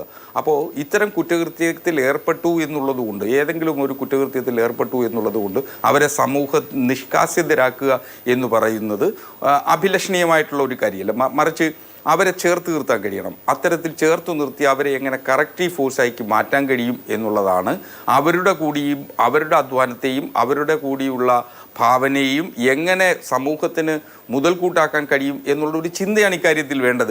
അതുകൊണ്ടാണ് പൊതുപ്രവർത്തകരെ സംബന്ധിച്ചിടത്തോളം അവരെ അങ്ങനെ മാറ്റി നിർത്തുക എന്ന് പറയുന്നത് ശരിയായൊരു നടപടിയല്ലാത്തത് കൊണ്ട് തന്നെയാണ് ഇത്തരം ഇവരൊന്നും ഏതെങ്കിലും ഘട്ടത്തിൽ ഈ പറഞ്ഞ പരിഷ്കരണത്തിന് വിധേയരായതായി നമുക്കറിയില്ല. അവർ ദീർഘകാലം ജയിലിൽ കടന്ന് ജാമ്യത്തിലോ പരോളിലോ ഇറങ്ങിയാലും പിന്നീട് ചെയ്യുന്നതും കുറ്റകൃത്യമാണെന്നുള്ളതാണ് നമ്മുടെ അനുഭവം. സിദ്ധാന്തം എന്തോ ആവട്ടെ, പക്ഷെ അനുഭവം വേറെയാണ്. ഷിജിൻഡോ, അവസാനിപ്പിക്കാൻ താങ്കൾക്ക് ഈ ചർച്ച. CPM നേതാക്കൾ ഇവരെയൊക്കെ നേർവഴിക്ക് കൊണ്ടുവരുമെന്ന് സ്വപ്നം കാണുന്നുണ്ടോ? അങ്ങനെ ഒരു കിനാശേരി സംഭവിക്കുമോ? ഒരു രീതിയിലും സാധിക്കില്ലല്ലോ അഭിലാഷ. ഇത് ക്രിമിനൽ പാർട്ടി ഓഫ് മർഡറേഴ്സ് ആയി മാറിക്കൊണ്ടിരിക്കുക. CPM-ന്റെ ഫുൾ ഫോം ഒക്കെ നമ്മൾ മാറ്റി വായിക്കേണ്ട കാലഘട്ടത്തിലോ. ഇത് കൊടിസുനി പിടിച്ചാലേ ഇവരുടെ പാർട്ടിയുടെ കൊടി ഉയർന്നു നിൽക്കുകയുള്ളൂ എന്നുള്ള ബോധ്യം ഇവർക്ക് എങ്ങനെയാണ് കിട്ടുന്നത്? ഈ കൊടും കുറ്റവാളികളുടെ കയ്യിലേക്ക് കൊടി കൈമാറുന്നത് വീണ ജോർജിനെ പോലുള്ള മന്ത്രിയും ജില്ലാ സെക്രട്ടറി അടക്കമുള്ള ആളുകളാണ്. കാപ്പ കേസിലെ പ്രതികളെ പാർട്ടിയിലേക്ക് ആനയിക്കുന്നു, എന്നിട്ട് അതിന് മാർക്സിസം എന്ന് പറയുന്നു. ഇവിടെ കഴിഞ്ഞ ദിവസം കട്ടപ്പനയിൽ ആത്മഹത്യ ചെയ്ത സാബു ആത്മഹത്യ ചെയ്തപ്പോൾ ജില്ലാ സെക്രട്ടറി പറഞ്ഞ എന്താ? പാർട്ടി സാബുവിനോടും കുടുംബത്തോടൊപ്പം. ഇന്ന് MM മണി പറയുന്ന എന്താ? വാ തുറന്നാൽ അപരാധവും അക്രമവും അശ്ലീലവും പറയുന്ന MM മണിയാണ് ഇവരുടെ പാർട്ടിയുടെ ഒരു ആശാൻ. ഇത്തരം ആശാന്മാരുടെ ക്രിമിനൽ സാഡിസത്തിന്റെ എക്സ്റ്റൻഡഡ് വേർഷനാണ് ഈ കൊടിസുനിക്ക് പരോൾ കൊടുക്കുന്നതിലേക്ക് നയിക്കുന്നത്. നവീൻ ബാബുവിന്റെ കുടുംബത്തോടൊപ്പം എന്ന് MB ഗോവിന്ദൻ പറയുന്നു. അതിനുശേഷം MB ഗോവിന്ദന്റെ കുടുംബം PP ദിവ്യയോടൊപ്പം നിൽക്കുന്നു. MB ജയരാജൻ എന്ന് പറഞ്ഞ ജില്ലാ സെക്രട്ടറി PP ദിവ്യയെ അനുകൂലിക്കുന്നു. കൊലപാതകളെ മുഴുവൻ സംരക്ഷിച്ച് കൂട്ടിപ്പിടിച്ചു കൊണ്ടുപോകുന്നതിനെയാണ് ഇവർ പറയുന്നത് ക്രിമിനലുകൾക്ക് പരിവർത്തനം ചെയ്യാനുള്ള സൗകര്യം ചെയ്തു കൊടുക്കുന്നെന്ന്. ക്രിമിനലുകൾക്ക് ഒരിക്കലും പരിവർത്തനം CPM-ൽ നിന്ന് ഉണ്ടാകുന്നില്ല. ഈ ക്രിമിനലുകളെ കൂട്ടിപ്പിടിച്ച് കൂടുതൽ ക്രൈം ചെയ്യാൻ വേണ്ടിയിട്ട് പ്രോത്സാഹിപ്പിച്ച് പാമ്പിന് തേനും പാലും കൊടുക്കുന്നത് പോലെ CPM പാലൂട്ടി വളർത്തുകയാണ്. ക്രിമിനലുകളുമായി അകലം പാലിക്കുക എന്നുള്ളത് ആധുനിക രാഷ്ട്രീയ ജനാധിപത്യ സംവാദങ്ങളിൽ ഒരു പ്രധാനപ്പെട്ട കാര്യമായി എന്നാണ് നമ്മുടെ രാഷ്ട്രീയ പാർട്ടി നേതാക്കൾ മനസ്സിലാക്കുക. ആ ഒരു പുലരി എത്തട്ടെ. എന്തായാലും 2025 വരെയാണല്ലോ, 2024 ഇന്നോടുകൂടി കഴിയുകയാണല്ലോ. ഇനി രാഷ്ട്രീയ കൊലപാതകങ്ങളും അക്രമങ്ങളും ഇല്ലാത്ത ഒരു വർഷം ഉണ്ടാവട്ടെ എന്ന് ആശംസിച്ചുകൊണ്ട് ചർച്ച അവസാനിപ്പിക്കാം. വളരെ നന്ദി. ചർച്ചയിൽ പങ്കെടുത്ത 5 പേർക്കും. സൂപ്പർ പ്രൈം ടൈം അവസാനിക്കുന്നു. നമസ്കാരം.